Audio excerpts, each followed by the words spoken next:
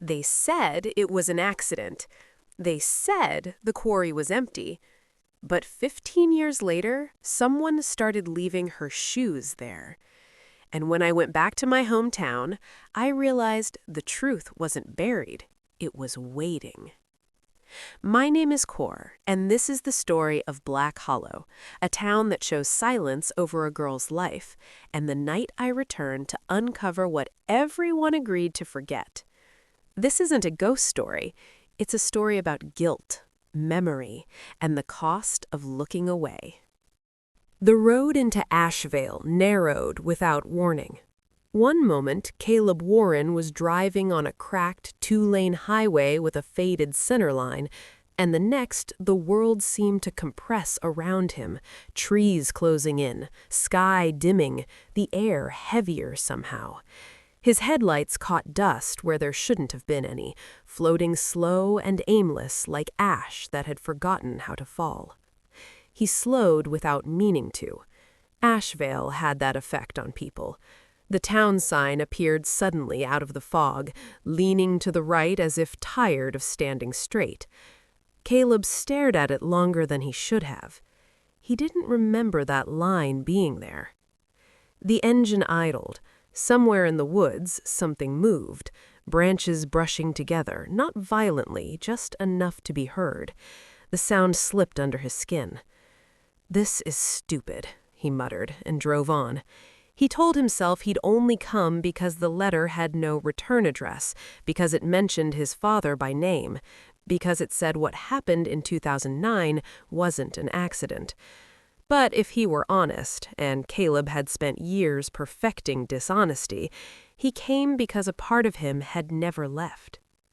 Ashevale unfolded slowly. A gas station with one working pump, a diner with yellowed curtains, houses pressed too close together as if sharing secrets. No one was outside. No dogs, no kids, just wind pushing loose paper along the street. It was late afternoon, but the light felt wrong, flat, colorless. Caleb parked in front of his childhood home. The house looked smaller than memory allowed. Same sagging porch, same warped steps, same front door with the dent near the handle, his fault, from a night he'd slammed it too hard and never apologized for. He sat in the car, hands still on the steering wheel. Avoidance, his therapist once said, wasn't cowardice. It was fear disguised as patience. The front door opened. His father stood there, thin and still, one hand resting against the frame like he needed it to stay upright. Elias Warren had aged in uneven ways, his hair completely white, his back still straight, his eyes sharp but distant, as if always focused on something just behind Caleb. "You came," he said. Not hello, not I missed you. Caleb stepped out of the car. The air smelled faintly metallic, like rain that hadn't fallen yet. "I said I would."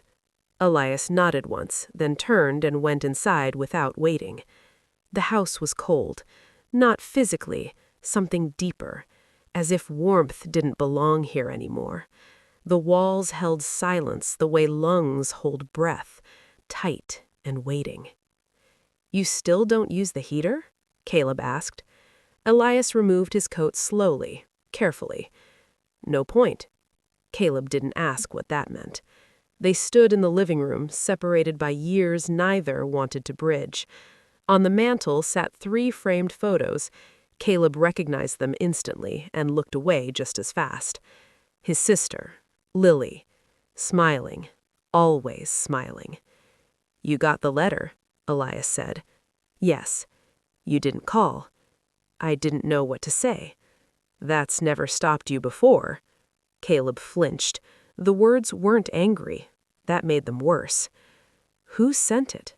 Caleb asked. He hesitated. "Mara Quinn," he said. "She's been asking questions about the quarry, about the night Lily disappeared." Caleb's throat tightened. "I thought that was settled." "So did I." A knock came at the door, sharp, sudden, too loud in the quiet house. Elias didn't move. Caleb sighed and opened it. Mara Quinn stood on the porch, rain starting to freckle her coat, notebook tucked under her arm. Her eyes met his, steady and unapologetic. "You look like someone who doesn't like being found," she said. Caleb managed a thin smile. "You must be the reason I'm here." "Probably." Then softer, "Someone's been lying to you for a long time." Behind them, thunder rolled, distant, restrained, but getting closer. Caleb looked from Mara to his father, then past them both toward the darkening woods beyond the house. The quarry lay somewhere beyond those trees, filled in years ago, officially sealed, unofficially forgotten. Something about the air shifted, like the world leaning in. For the first time since he'd driven past the sign, he felt it clearly. Ashvale hadn't waited for answers. It had waited for him. Rain arrived without ceremony. It didn't crash down or announce itself with thunder at first. It just started, thin, persistent, soaking into the ground like the town had been waiting for it. Caleb watched it through the living room window as Mara sat at the small dining table, her notebook closed for once, hands wrapped around a mug she hadn't touched. Elias stood near the hallway, neither joining them nor leaving. He occupied space the way guilt often does, quiet, heavy, unavoidable. "You didn't tell him everything," Mara said at last. Her voice was calm, not accusatory. That almost made it worse. Elias didn't look at her. There are things that don't help when spoken out loud. Caleb turned from the window. "That's funny, because silence hasn't helped much either." Elias's jaw tightened. A small thing, but Caleb noticed. He always noticed the small things now. That was new. Mara leaned back slightly. "I didn't come here to reopen old wounds," she said. "I came because the official story doesn't hold up." Caleb felt something cold settle in his chest. "The official story was that my sister slipped, that the rain made the ground unstable, that she fell into the quarry. And that her body was never found," added Mara, "despite a search that lasted weeks, despite water levels low enough to expose most of the rock." Caleb looked at his father. "You were there." Elias closed his eyes, just for a second. "Yes." The word hung between them. Outside, rain tapped harder against the glass.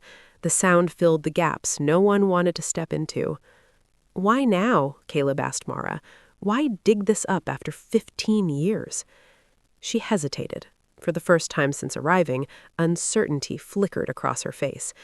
"Because someone's been leaving things at the quarry." Caleb's stomach tightened. "What kind of things?" "Flowers, shoes, a scarf." She met his eyes, all matching what Lily was wearing the night she disappeared. Silence slammed down. "That's not possible," Caleb said. "The quarry's sealed." "That's what everyone says." Elias spoke before Caleb could. "You shouldn't go there." The words were flat, final. Caleb laughed, short and humorless. "You don't get to say that anymore." Elias looked older in that moment than Caleb had ever seen him, smaller. "I'm saying it because I failed once." Caleb felt anger rise, hot, familiar, but underneath it was something worse. Fear, the kind that comes from realizing the past might still be alive. "I need air," Caleb said, already reaching for his jacket. Mara stood. "I'll come." "No," Elias said sharply, then softer. "Please." Caleb paused at the door. For a moment, he almost listened. Avoidance tugged at him like muscle memory. Then he opened the door and stepped into the rain. The town smelled different at night, earthy, damp, like something uncovered too early. Streetlights buzzed weakly, casting uneven halos that didn't quite reach the edges of things. Shadows gathered where light gave up. Mara caught up to him halfway down the street. "You don't owe me anything," she said. "If you want me to leave—" "I don't. I just don't know what happens if I stay." "That's usually when the truth shows up," she replied. They walked in silence for a while. Their footsteps echoed too loudly, as if the town were empty enough to amplify everything. "Were you close to her?" Mara asked gently. Caleb swallowed. I was supposed to pick her up that night. She didn't want to walk home alone. I said I was busy. With what? Nothing, he said. That's the worst part. They reached the edge of town where pavement gave way to dirt. The trees loomed closer here, darker, thicker. A chain-link fence ran along the perimeter, bent in places, half swallowed by vines. Beyond it lay the quarry. Caleb stopped. His chest felt tight, like the air had thickened. He hadn't been this close since the night Lily vanished. Mara pointed. That gap in the fence, that's new. Caleb stared at it. The opening was narrow, intentional, recently used. You said people left things. Did you see who? No, Mara replied, but I heard something. He turned to her. What kind of something? Footsteps. And singing. Caleb's blood cold. Lily used to sing when she was scared. The rain intensified, drumming against leaves, against metal. The fence rattled softly, though there was no wind strong enough to explain it. From beyond the trees came a sound. Faint, almost lost beneath the rain. A melody. Not loud, not clear, but unmistakably human. Mara's breath hitched. That's not possible. Caleb didn't answer. His eyes were fixed on the dark path leading down into the quarry basin, where shadows pooled unnaturally, swallowing the weak light. The melody stopped. Something shifted in the darkness. Not a shape, more like the absence of one, as if the night itself had leaned forward to listen. Caleb felt it then, the same feeling he used to get as a kid, lying awake at night convinced something was standing just outside his door. Avoidance had kept him alive for years, but standing there, rain soaking through his clothes, the past humming just beyond sight, Caleb understood something with sudden, terrifying clarity. Whatever happened to Lily hadn't ended. It had been waiting, and now that he was here, it was ready to finish the conversation. He took one step toward the gap in the fence. Mara grabbed his arm. "Caleb!" "I know," he said quietly, "but I'm done walking away." The melody returned, closer this time, and the quarry listened. The fence scraped softly as Caleb pushed through the gap. Metal whispered against fabric, a sound too intimate for something so cold. The ground beyond was slick with mud, the earth giving slightly under his weight, as if it hadn't fully decided whether to hold him or let him sink. Mara followed, slower, more cautious. "If this is a mistake," she said, "we should make it together." Caleb nodded without looking back.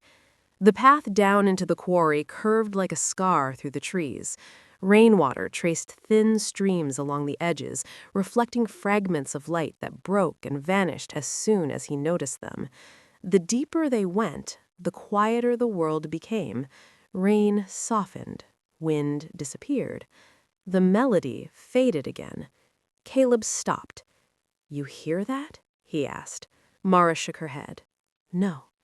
That scared him more than if she had. They reached the basin. The quarry stretched wide and uneven, its walls rising in jagged layers of stone that looked gnawed rather than cut. Old warning signs leaned at odd angles, their paint long since peeled away. And there, at the center of the basin, lay something that didn't belong. A pair of shoes, small, mud-stained, placed carefully side by side. Caleb's breath caught. "Those are hers." Mara crouched, examining them without touching. Someone wanted them found. Or something, Caleb said. A sound came from behind them, footsteps on gravel. Caleb spun around. Sheriff Noah Reed stood near the edge of the basin, rain dripping from the brim of his hat, hand resting lightly near his holster. His expression was tired rather than surprised. "I was hoping you wouldn't come down here," Noah said. Mara knew, Noah sighed. "I knew enough." Caleb felt something crack inside him. "You sealed this place. You told us it was over." "I told you what the town needed to hear," Noah replied. "Ashvale survives by forgetting." "And Lily, what did she need?" Caleb asked. Noah didn't answer right away. His eyes drifted to the shoes. Something like regret crossed his face. "She needed someone to listen," he said quietly. "And we didn't." The ground shuddered. Not violently, just enough to be felt.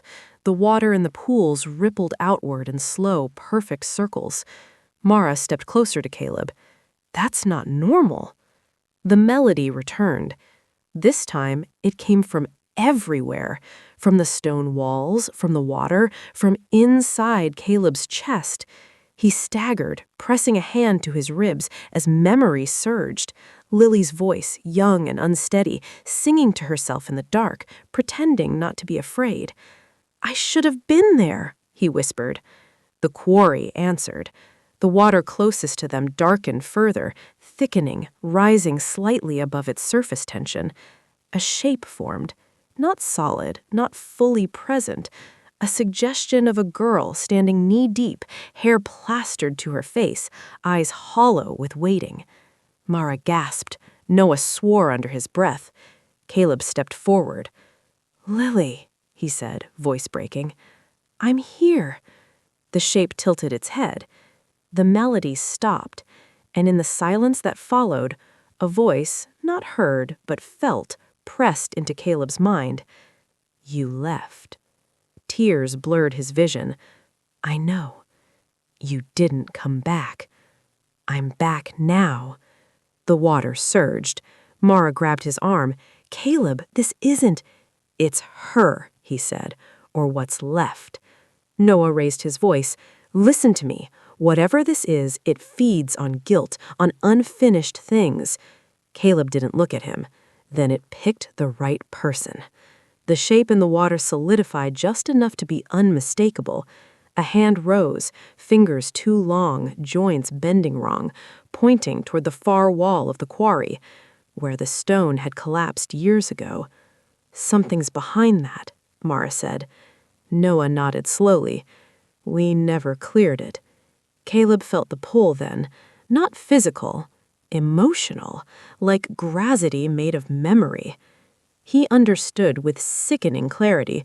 Lily hadn't just fallen, she'd been trapped, and someone, more than one someone, had decided it was easier to let the quarry keep her than to admit the truth. "I'm not leaving again," Caleb said.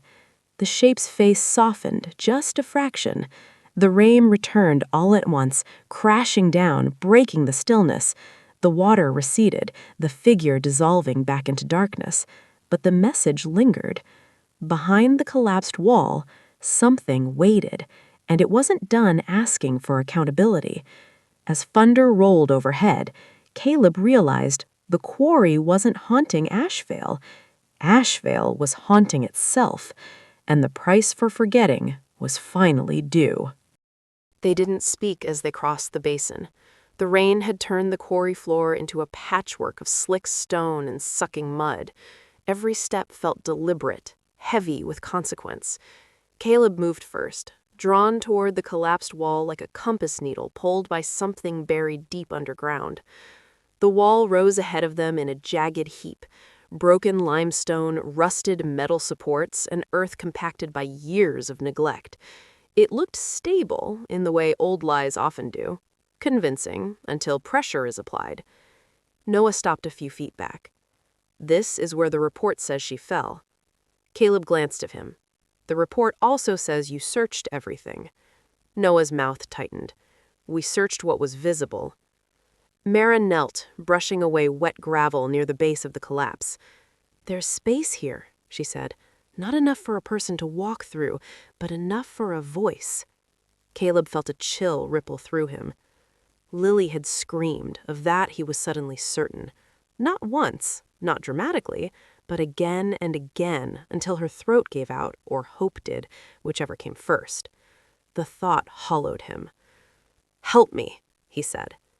Together, they started pulling rocks aside, smaller ones first, then heavier pieces that scraped skin and soaked sleeves.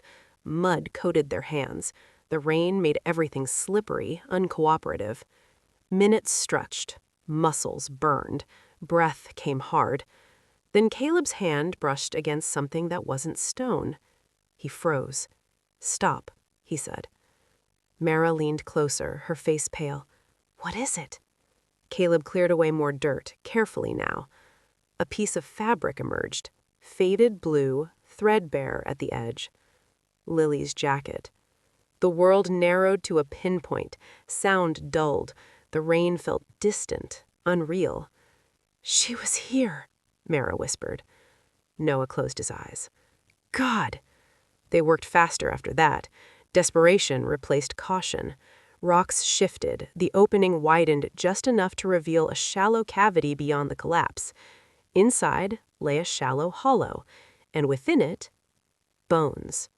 Not scattered, not chaotic. Arranged. Caleb dropped to his knees. The bones were clean, too clean for something left to the elements, carefully placed in the shape of a body, as if someone had tried, clumsily, reverently, to put her back together. At the center rested her skull, facing outward, waiting.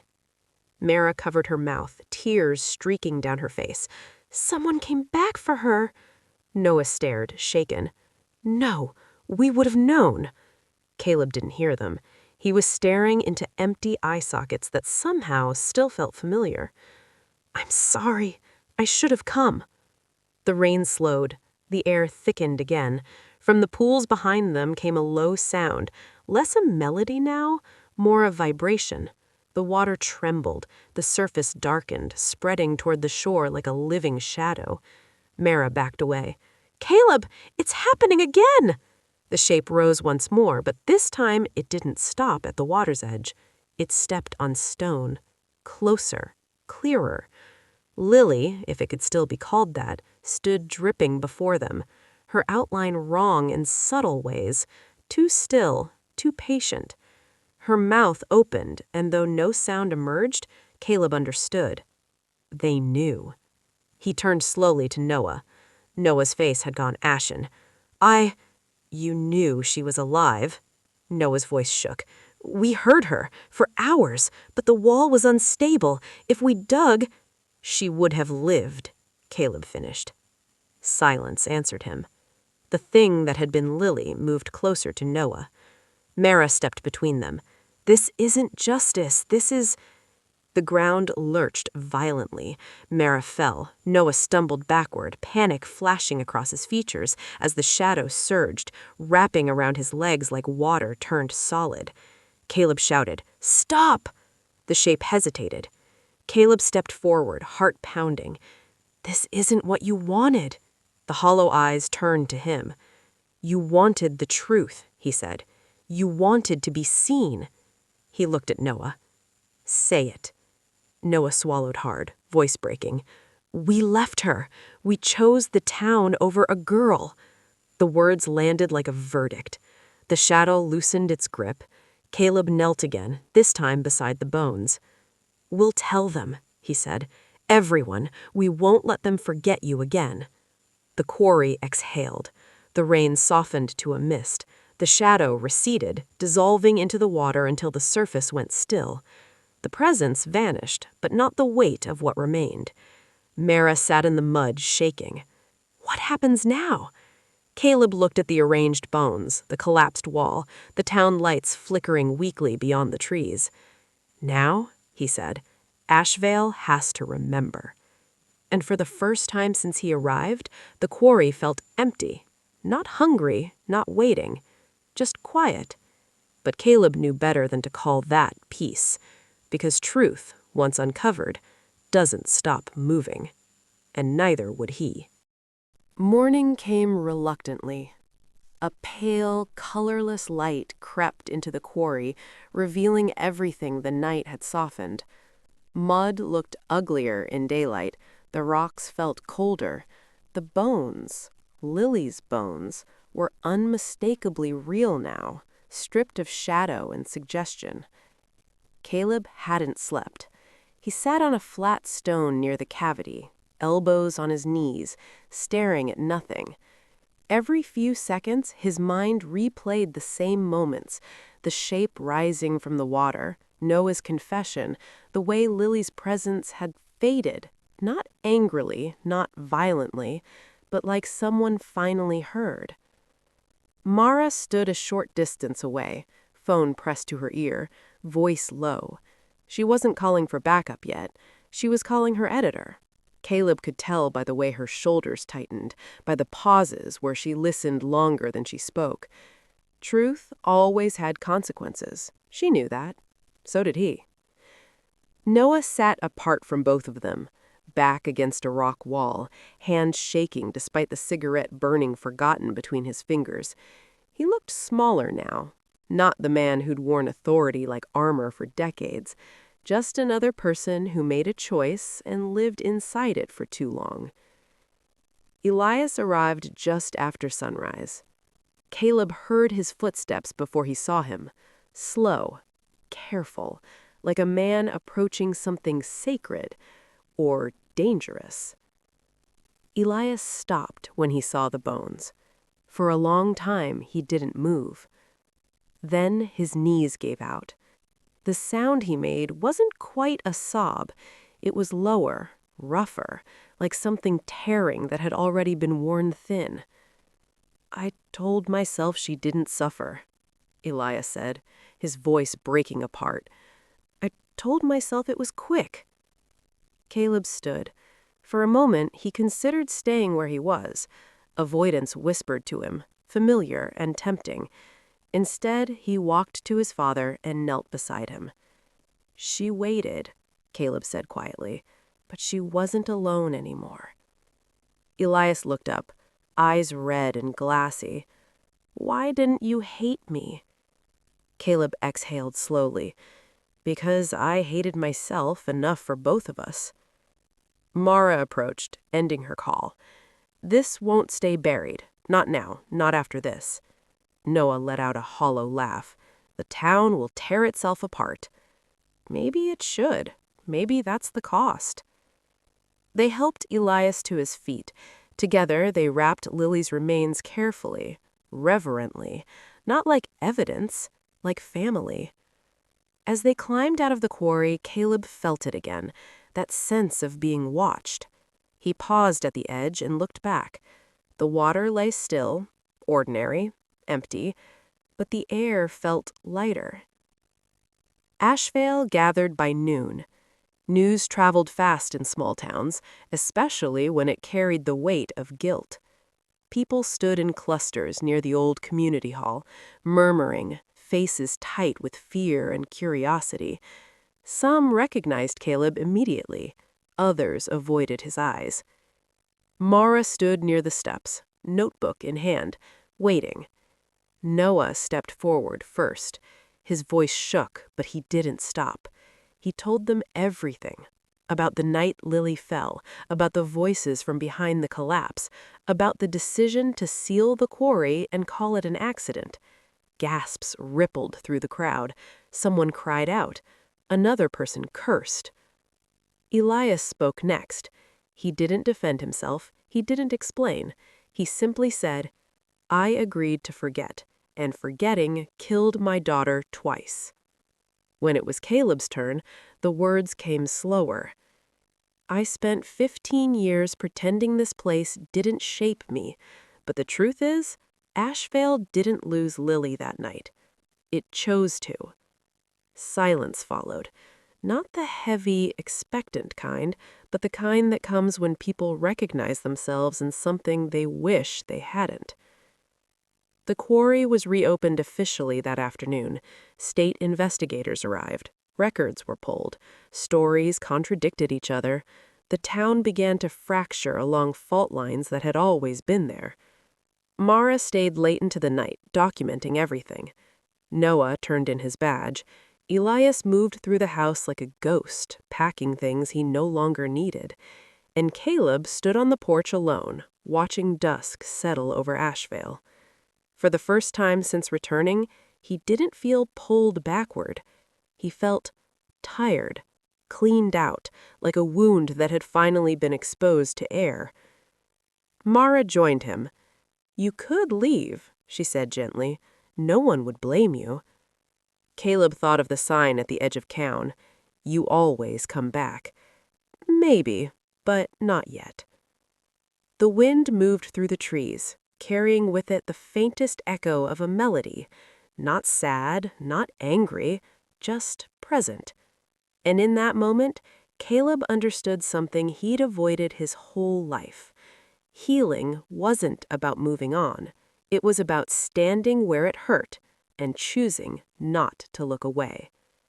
Ashvale would never be the same. Neither would he. And somewhere beneath stone and water, the past finally rested. Not forgotten, but acknowledged. Which, in the end, was the only mercy it ever asked for. The sign at the edge of town came down a week later. Caleb watched as 2 county workers loosened the rusted bolts and lowered it carefully, like something fragile. The paint was chipped, the wood warped from years of rain and sun. Someone had crossed out the last line with black spray paint during the night. No one tried to fix it. Caleb stood a little distance away, hands in his jacket pockets, feeling the strange weight of finality settle in his chest. Not relief, not closure, something quieter, something harder to name. Mara was leaving that morning. Her story had already gone live, measured, precise, devastating. It didn't sensationalize what happened in the quarry. It didn't need to. The truth carried its own gravity. State officials were still rotating in and out. The diner buzzed with arguments and hushed confessions. Old friendships fractured. Some people stopped making eye contact altogether. Truth, once spoken, didn't just change the past. It rearranged the present. "You sure you don't want to ride out?" Mara asked, standing beside her car. Caleb shook his head. "I'll walk." She studied him for a moment. "You're different from when I met you." He smiled faintly. "I ran out of places to hide." Mara nodded, understanding more than she said. "You did right by her." Caleb didn't answer. Compliments still felt undeserved. After she drove away, the town felt larger somehow, less crowded with ghosts. That afternoon, Caleb returned to the quarry alone. The fence was gone now. The path was clearer. Sunlight reached the basin in places it never had before, illuminating the stone walls, the water, ordinary again, reflecting sky instead of memory. At the spot where they had found Lily, there was nothing now. Clean rock, fresh earth. Caleb sat down and let the silence settle. "I don't know what I'm supposed to do next," he said aloud. The words felt strange, leaving his mouth without an audience. No answer came, but the silence didn't feel empty. He thought about leaving Ashvale for good, starting somewhere no one knew his name or his history. He thought about staying, about helping rebuild something, honest, out of what remained. For the first time, neither choice felt like escape. That night, he dreamed of Lily. Not as she had appeared in the quarry, not broken or waiting.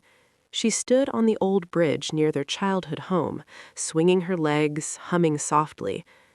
When she saw him, she smiled, not accusing, not sad, just complete. When Caleb woke, dawn was breaking. He packed his things slowly, deliberately. When he stepped outside, the air was cool, clean. The house behind him no longer felt like a burden he had to carry. As he walked toward the edge of town, he passed the spot where the sign once stood. Nothing marked it now. No warning, no promise. Just road. Caleb paused, then continued forward. Not because Ashvale had released him, but because he had finally learned the difference between remembering and being trapped. Some stories don't end with justice. Some don't end with forgiveness. Some only end when someone chooses to stay long enough to listen and brave enough to leave without pretending nothing mattered. Behind him, Ashvale settled into its new silence. Ahead, the road stretched open, and for the first time, Caleb didn't look back.